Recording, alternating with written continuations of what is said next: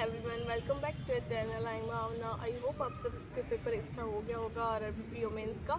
तो बात करते हैं पेपर की। बाकी हाँ, उससे पहले मैं आपको ये बता देती हूँ कि जैसे सीए में कोई क्वेश्चन आए थे एंड रीजनिंग के, तो वो मैं अपने टेलीग्राम चैनल पर अपलोड कर दूँगी। आप जाके टेलीग्राम चैनल ज्वाइन कर सकते हो, बैंकिंग विद बानू। वहाँ आपको सारी अपडेट वगैरह मिल जाएगी। बाकी बात करते हैं एग्ज़ाम की, मेरा कैसा हुआ, मेरे कितने अटैम्प्ट हुए, तो मैं आपको बता देती हूँ। तो जैसे सुबह एग्ज़ाम था तो मैं सेंटर गई है ना, तो जो सेंटर था ना, इतना बेकार सेंटर था, मैं आपको क्या बताऊँ। मतलब बिल्कुल भी अच्छा सेंटर नहीं था। मतलब ना ही स्टाफ अच्छा था वहाँ का, ना ही वहाँ की जो भी मतलब कुछ भी अच्छा नहीं था।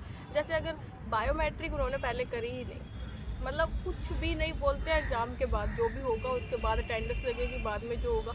अरे भाई पहले कर लो ना, पहले नहीं गया। रफ शीट सिर्फ एक दे, बोलते हैं हम बाद में दे देंगे। बाद में कितने बच्चों को दोगे? पहले रीजनिंग खुद रही है भाई, आपको सोचना चाहिए ना, लेकिन नहीं, पहले एक शीट दे दी, ठीक है। फिर भी मतलब अब इतना बोल रहे हैं बच्चे कि कुछ तो करो, लेकिन नहीं, इनको कुछ नहीं सुनना। हम ऐसे कर देंगे, हम ऐसे कर देंगे, ठीक है। अब मेरी तबीयत इतनी डाउन थी, ठीक है, बहुत ज़्यादा चीखें आ रही थी, तबीयत ख़राब थी। तो मैंने बोला पंखा बंद कर दो। भाई इनसे पंखा ही बंद नहीं हुआ। मतलब बोलते हाँ करते हैं बट नहीं। फिर क्या हुआ, जैसे पहले अटेंडेंस मतलब वो बायोमेट्रिक से थी, होनी थी जो, जिससे आपको कंप्यूटर नंबर मिलेगा। तो क्या हुआ, वहाँ पे गई मैं एक रूम में, तो ना यूजर नोट फाउंड। मतलब हाय, यूजर नोट फाउंड, अब मेरा क्या होगा? ये तो सेंटर था, इतनी बार तो देखा था, फिर क्या हो गया? अब टाइम भी गया।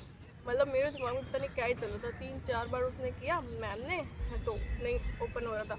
फिर मैम बोलती शायद आपका इस रूम में नहीं है, आप दूसरे रूम में जाके देखो। तब दूसरे रूम में गए तो वहाँ जाके मतलब कि देखा तो आ गया था। तब मेरे को थोड़ी सी शांति मिली कि आए चलो पेपर तो है। अगर यहाँ आने के बाद भी अगर मेरा पेपर नहीं हुआ ना, तो भाई मुझे डूब मरना चाहिए, सीधी सी बात है।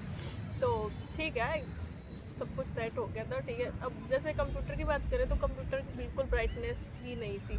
मतलब मैं क्या ही बताऊँ, मुझे कुछ नहीं दिख रहा था कंप्यूटर के अंदर। मैं कहा ये क्या है, अब इसकी ब्राइटनेस तो करो। फिर जाकर उन्होंने थोड़ी ब्राइटनेस करी तब हुआ। और सीटें बिल्कुल इतनी सी, मतलब बिल्कुल स्पेस ही नहीं था। और इतना सही मतलब कि रखने के लिए भी तो चाहिए, वहाँ से कीबोर्ड पड़ा था। फिर कीबोर्ड ऊपर रख दिया तो थोड़ी सी जगह थी, चलो फिर भी अब करना तो था ही पेपर, और कोई इलाज भी तो नहीं है।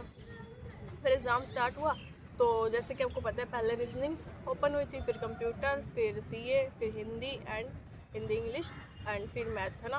तो जैसे रीजनिंग ओपन हुई तो रीजनिंग के देखी पजल्स वगैरह। मेरी आदत है कि मैं पहले मतलब कि मार्क एंड रिव्यू कर देती हूँ, ताकि पता लग जाए ना कि सेट कितने हैं, उस हिसाब से बाद में आना ईजी रहता है। तो मतलब मैंने क्या किया कि जैसे करते गए तो पहले सिलोक्स आए, सिलोक्स किया, एक किया सही था। जब दूसरा स्लोक किया ना, उसमें क्या था, एक में तो उसका आइदर और भी आ रहा था सेकंड और थर्ड में, और फर्स्ट भी सही था, लेकिन ऑप्शन के अंदर फर्स्ट अलग से था, आइदर और अलग से था। अब मेरे को कन्फ्यूजन कि मेरा गलत हो गया है क्या। तो एक बार मैंने छोड़ा, फिर मैंने थर्ड किया, स्लोक्स हो गया। फिर मैंने सोचा कि नहीं, एक बार दोबारा से स्लोक बना के करती हूँ, तो मैंने दोबारा भी किया, बट फिर उसका आंसर वही आने लग गया। तो मैंने क्या किया, आइदर हो रही ऑप्शन टिक कर दिया। अब मुझे नहीं पता वो मेरा सही है कि नहीं, आप मुझे बताइएगा कि आपने उसके अंदर आइदर रोल किया था या फर्स्ट आंसर टिक किया था, मुझे ज़रूर बताइएगा। तो ये 3 हो गए, ठीक है। फिर 2 क्वेश्चन छोटे छोटे थे कि सेकंड मतलब कि पता नहीं कैसे करके था, प्लस जोड़ दो घटा दो ऐसे करके कोई थे, 2 ऐसे करके वो कर लिए 2 क्वेश्चन, ठीक है। फिर उसके बाद पजल्स थी, मैंने 3 पजल्स करी। वैसे ना इस बार क्या किया, मैंने पेज के अंदर सब लिख लिया, जो भी मतलब कि पजल्स वगैरह कर ली थी, वही 2 पेज मैं ले आई थी। तो मैं आपको अपने टेलीग्राम चैनल पे अपलोड करके बता दूंगी कि मेरी पजल्स क्या बनी थी क्या नहीं। आपकी भी बता देना कि अपने मतलब सबकी सेम बनी है या गलत हो गया कुछ XYZ। बाकी मैंने 3 पजल बना ली थी अच्छे से, पजल्स तो मेरी बन गई थी। एंड 2 डेटा सफिशिएंसी के क्वेश्चन किए थे मैंने। बाकी मैंने क्या था वो, इनपुट आउटपुट था, मैंने देखा ही नहीं। मतलब इतना देखा कि इनपुट आउटपुट आया है, बस मार्क एंड रिव्यू किया और आगे बढ़ गई। मतलब टाइम ही नहीं मिला। अगर मैंने एक बात बोलती हूँ, जैसे मैंने IBPS PO दिया था मेंस, उसकी भी रीजनिंग बहुत अच्छी थी, करने वाली थी। IPS कलर भी दिया, बट RRB PO में ना मतलब मुझे ऐसा लगा कि टाइम टेकिंग भी है, टाइम कम था। और पता नहीं क्या, मतलब रीजनिंग में अगर मैं बात करूँ ना मेरे अटैम्प्ट की, तो मेरे 22 ही अटैम्प्ट है, इससे ज़्यादा अटैम्प्ट नहीं है रीजनिंग में। आप मुझे बताइएगा कि आपके रीजनिंग में कितने अटैम्प्ट है। तो ऑल मिला के मेरे रीजनिंग में अगर एक दो गलत हो सकता है, जैसे कोई डेटा सफिशिएंसी का या फिर ये स्लोक्स वाला, बस ये दो क्वेश्चन, बाकी मेरे सारा सही है क्योंकि पजल है, पजल मेरी गलत नहीं है। बाकी फिर भी मैं आपको चेक करवा दूंगी कि आपकी भी यही पजल बन रही थी क्या, आप टेलीग्राम चैनल ज्वाइन कर लीजिएगा। और फिर बात करते हैं सीए की। तो देखो सीए ना सीरियसली बहुत अच्छी आई थी, रियलिटी में बहुत अच्छी आई थी। पता है क्यों?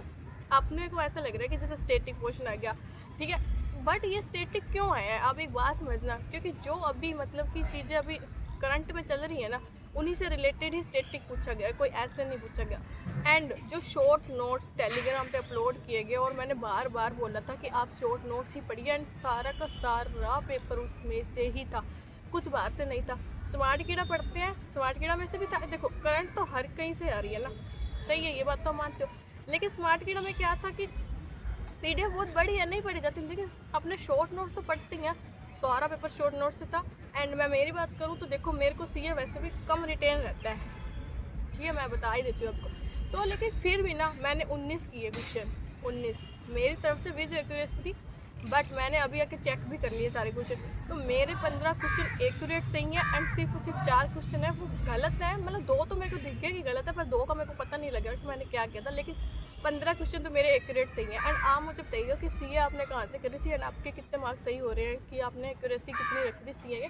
बाकी सीए बहुत अच्छी आई थी। एंड आरआरबी क्लर्क के लिए भी आप अच्छे से पढ़ना स्टार्ट कीजिए, स्टैटिक क्वेश्चन जिस हिसाब से आ रहे हैं ना, तो सीए में आपके आरआरबी क्लर्क में तो नंबर नहीं कटने चाहिए, वहाँ बढ़िया नंबर आ जाए। बाकी हाँ अभी इसमें भी इतने किए हैं तो सफिशेंट है, वैसे अच्छा ही है। फिर बात करते हैं कंप्यूटर की।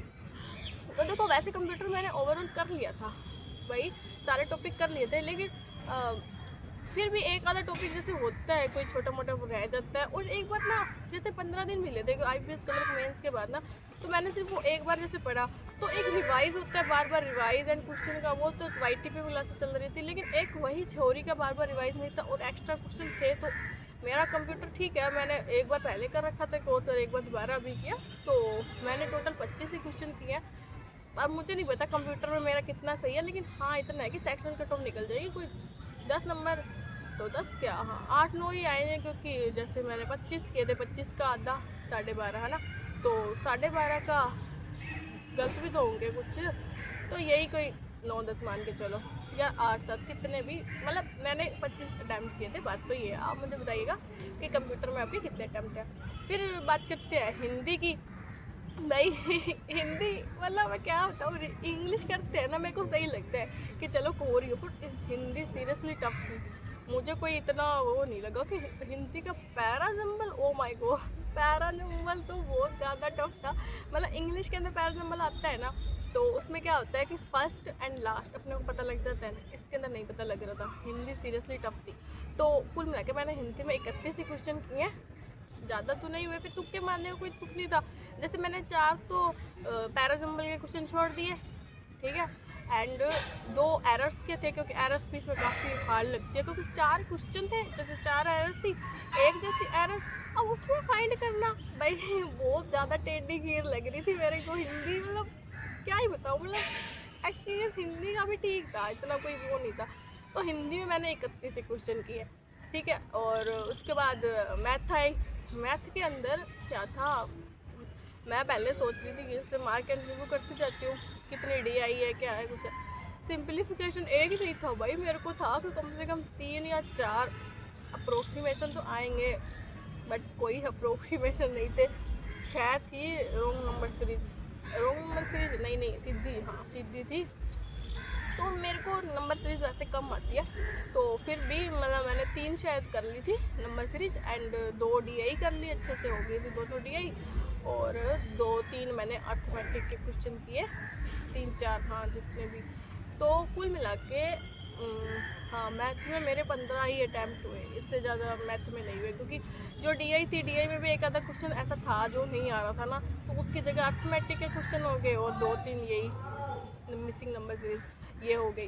तो मैथ में 15 अटैम्प्ट हो गया ना। अगर मैं टोटल मेरे अटैम्प्ट्स की बात करूँ ना, तो 112 अटैम्प्ट्स हैं मेरे टोटल, जिसमें से अगर कंप्यूटर है वो भी हाफ मार्क्स का हो जाएगा, एंड गलत, एंड सीए में तो आपको मैंने बता ही दिया कि मेरे 15 सही हैं, बाकी 2 गलत है, 2 का पता नहीं है। तो मतलब ओवरऑल जो अगर मार्क्स की बात करें तो मुझे नहीं पता कितने आएंगे, मतलब पेपर क्लियर होगा नहीं होगा वो बात की बात है ना, कट ऑफ डिसाइड करेगी। बाकी पेपर तो ऐसा ही हुआ है मेरा तो। बाकी आप मुझे बताइएगा कि आपका पेपर कैसा हुआ, आपके कितने अटैम्प्ट हुए, कितनी एक्यूरेसी है आपकी, कमेंट सेक्शन में मुझे ज़रूर बताइएगा। और आप मेरा टेलीग्राम चैनल ज्वाइन कर लीजिएगा, बैंकिंग विद बानू। वहाँ आपको सारी वीडियोस वगैरह मिल जाएंगी टाइम टू टाइम, और डेली की टू डू लिस्ट भी मिल जाएगी कि अब जैसे एक महीना है 12वीं कलर को, तो उसकी तैयारी कैसे करें कैसे नहीं। बाकी वीडियो अच्छी लगे तो लाइक शेयर सब्सक्राइब कर दीजिएगा। थैंक यू, मिलते हैं नेक्स्ट वीडियो में। Take care, bye bye.